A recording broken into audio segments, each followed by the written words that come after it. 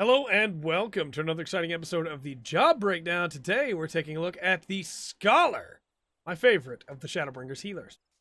Scholar has a pretty decent DPS kit. It's not very big. It's pretty easy to remember. You have your Ruin 2 for your basic hit. You have Biolysis for your dot, which should always be up. No reason for it not to be. And your Broil 3 is going to be your main damage dealer. Hits pretty hard. And again, is your most damaging single target, so it's the one to go with. Then you have Art of War, which is your AoE. There's a pretty wide AoE range on it. Does some pretty decent damage. It's your only AoE, so it's the one that you should be using. But it does cost 600 MP a pop, and that can add up really quickly, so you need to be careful there. As a Scholar, of course, you are one of the 3 healers currently in FF14, which means that your main job is going to be healing. For that, Scholar has a very wide array of abilities. We're going to go through all of them. And we've got Guaranteed here, so we can show off just how much health you would be getting. So, obviously, you're going to use Ether Flow. It gives you your stacks of Ether that you can use for your various different Ether abilities. Sacred Soil is your big AoE shield. You're going to want to throw that down. It gives shielding by reducing damage, and is very, very nice, as well as giving some nice regen. There's no reason not to have Sacred Soil up, personally. You should be using it as much as you can, anytime you can, unless the situation says that you shouldn't. And honestly, I know that's a confusing statement. That's what most of this video is going to be, and most of what the healing videos are going to be. Is these are your abilities, use them situationally as much as you can. So, for instance, Sacred Soil, by throwing it down, every single party member within that radius, which is a very large radius, as you can tell, is getting regened and will take less damage. There is no reason not to have that up other than you need your stacks for something else, because it does eat an Ether Flow stack. That's just the way it is, unfortunately. It would be great if it didn't eat one, but it might be too strong then. And honestly, Scholar is very, very strong when it comes to healing. You also have Succor, which does not cost an Ether Flow, but gives you that AoE shield, as well as giving some AoE HP back as well. And as you can see, the shield is nothing to sneeze at. It's not a huge shield normally, unless you crit, and you can definitely crit with it, but it's not bad at all. Now, that's most of your AoE right there. You do still have Indom, which is a nice little quick heal. It doesn't really give any shielding, but at the cost of 1 Ether Flow, you get throughout that Indom, and you get some quick AoE healing. You also have your Fey Illumination, which is not a heal per se. It instead lets you heal for more, which is not bad at all, as well as giving magic defense. And your Whispering Dawn, which is a regen effect for every party member. As you can see, it's not too bad at all. But these are tied to your Fairy, and these have roughly a minute and a half cooldown. So, I'm sorry, minute and 2 minute cooldown. So you're going to want to space these out a little bit. You don't want to use them back to back every time. You want to take advantage of them like you would a tank cooldown. Use them alternatively, and you'll be using Whispering Dawn twice as much as you're using Fey Illumination, but that's okay. You can Whispering Dawn, then Fey Illumination, then when Whispering Dawn comes back up, you can Whispering Dawn again. You do have some really solid single target healing as well. Your Physic is pretty potent. Just gonna Physic Guaranteed here. As you can see, Physics for 13,000, and he has 73,000. So it's a good little chunk of XP, or HP. And then your Adlo is your shielding that also healed for 10,000. So not bad at all. And it gave him an even better shield than what Succor gave him. I'm one of those scholars that throws out a lot of Succor, because in my opinion, there's no reason not to really. Shielding for the entire party is a very good thing to have. But these two are very good for single targets. So Adlo is something you're going to want to throw out. You also have Recitation, which allows you to get a very nice crit Adloquium out, which, as you can see there, 15 almost HP, and then a huge shield. Crit lows are very nice, and you can get one every minute and a half guaranteed. You can also get a crit Indom or Succor from that. So there's really no reason not to be using Recitation whenever you can. You also have Lustrate, that costs a Ether Flow stack as well, but gives an enormous amount of HP back. 20,000 HP for somebody that has 73,000 is really, really solid. And because it is Ether Flow, you can theoretically throw out 3 of them and then throw out 3 more if your Ether Flow is back up. You're going to want to be using your ether flow as much as you physically can. You want to always have ether flow coming off cooldown so that you can get the MP back from it, because you're using a lot of MP, especially with your AoE rotation. 600 every cast is a lot. But also because you want to maximize your uptime on your various abilities. You want to be able to get Sacred Soils out more. You want to be able to get Endoms out more if you need a quick AoE heal for everybody. Or you want to use Excogitation, an ability we haven't even talked about yet. Excog is maybe my favorite ability that Scholar has.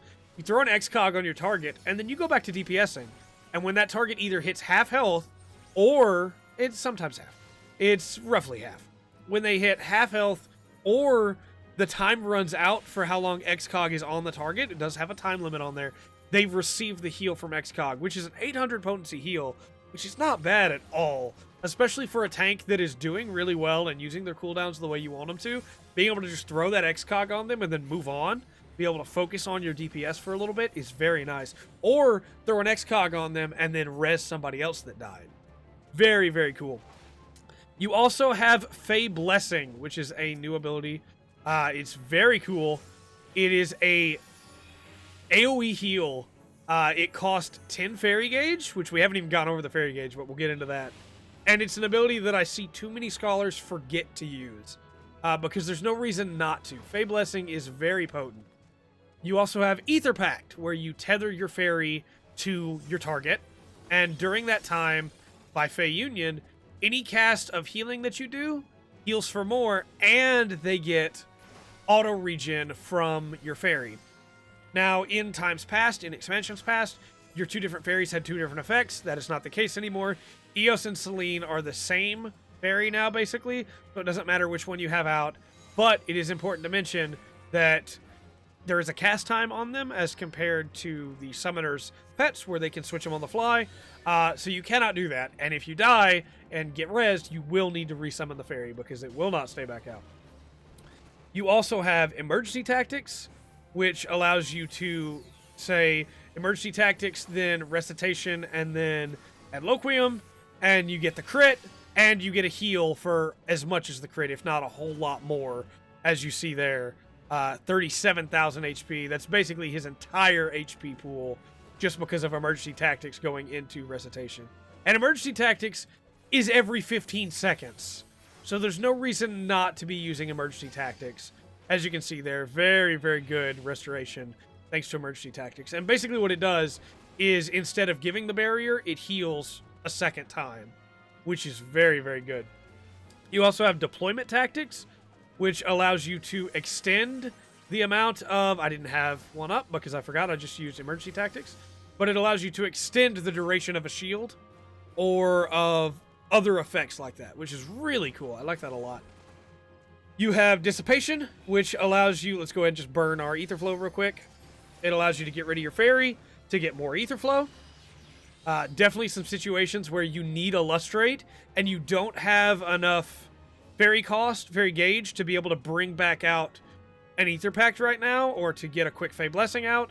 And so you eat your fairy to be able to dump 3 lustrates real quick for the amount of HP that you can get back there. As you can see, that's basically a full heal for him again. The problem with deployment or Dissipation is that you also heal for more during it, which is great, but you can't summon your fairy back for a minute. So definitely something to keep in mind. Dissipation, a very situational cooldown. You also have, because again, Scholar's got a lot, you also have Summon Seraph, which turns your current fairy into the Seraph, and while your Seraph is out, you're able to give a Consolation Shield, which is an extremely potent shield that blocks quite a bit of damage while it is out. It's very, very nice. And you get 2 of those on a charge. It recharges every 20 seconds, roughly, and your fairy will be out for around 30 seconds or so, I believe. So you can get a good little amount of time on it. No, 20 seconds as well, I'm sorry. So, still, 2 casts is pretty solid. From there, you have Chain Stratagem, which is just a crit boost for the entire party. Don't know if it will work when I have Grantede selected. I might have to select an enemy first. Yeah, there we go. For that target. I've never actually tried it while having a ally selected. But very, very nice. Just more crits for everybody, which is never a bad thing.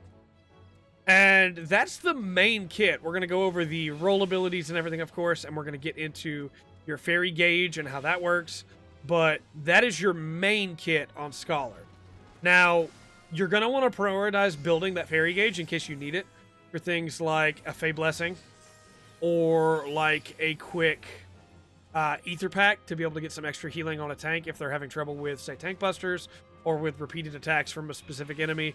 And the main way to do that are your Sacred Soils, which you should be throwing out as much as you can, your Lustrates, your Indoms, and your Excogs. And all of those abilities give you 10 more Fairy Gauge when you use them, which can then be spent either in Ether Pact or in Fey Blessings to be able to get that extra healing.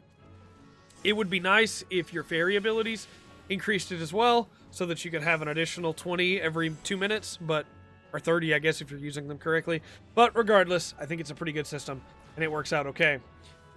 Lucid Dreaming, of course, something you should be using a lot to get your MP back if you're not using your Ether Flow correctly. Definitely an important cooldown to remember. You want your MP. Without it, you can't res people.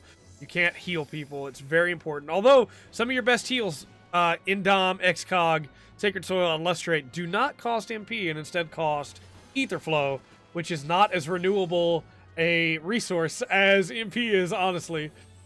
You have Repose, which allows you to put a target to sleep. Not super useful most of the time, but there are situations where it can be useful. Surecast, which allows you to get a cast off even if you get hit, which is very nice. Swift Cast, the one I always recommend, which I normally pair with a Sucker to be able to get that quick shielding out for everybody if there's a big hit coming in. Esna, of course, to be able to take any status effects for the most part and get rid of them. Rescue, something I recommend to be able to pull your party members to you when they are being stupid and won't move out of the bad. And then Resurrection, of course, which allows you to pick up a dead party member.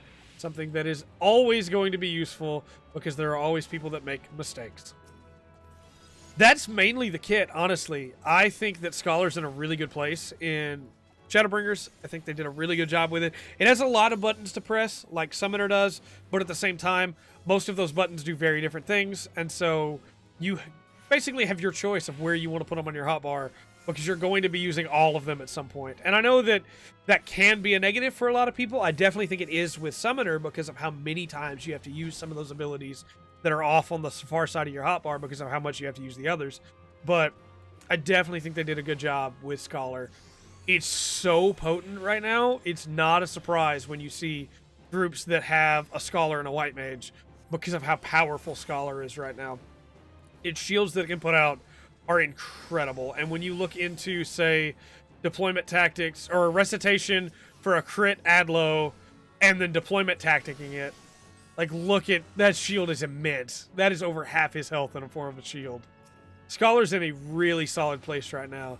And if you're looking for a healer to play in Shadowbringers and you haven't tried Scholar yet, I definitely recommend you give it a shot because I think Scholar is really, really solid. I like it a whole lot. You can also, little fun thing, you can Feiyun yourself if you're taking a lot of damage. If the tank is not doing a good job of keeping aggro off of you, you can just Feiyun yourself. You also have Energy Drain, which I neglected to bring up earlier because it's a newer addition that has been added back into Scholar that wasn't there at launch. But basically, if you have Ether Flow and nobody needs to be healed and you need a source to dump it because you have one stack left and Ether Flow is about to come out and you've already cast Sacred Soil, you have Energy Drain, which allows you to dump it and increases your Fairy Gauge by 10, which is definitely nice. Gives you another option to be able to get rid of your Ether Flow without having to burn Lustrates when nobody needed them. So that's a very nice change. And again, excites me in that I know that they're going to be looking at Astrologian and trying to do something to fix it as well. And that was the only problem I really had with Scholar, and it was addressed before I could record this video. So until next time, though, I have been Trey. This has been the Full Spectrum. And remember to always enjoy the full spectrum that Scholar has to offer.